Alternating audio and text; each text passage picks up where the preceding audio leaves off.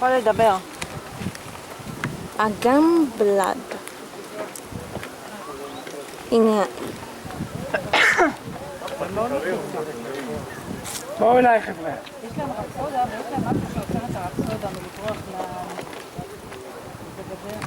אני לא מבין אבל למה הסירה צריכה לצאת מכאן ולהגיע עד לכאן. למה שלא יבנו את זה שם? בואו אליי. אין שם שום דבר. כאילו אין חוף. יש פה צל.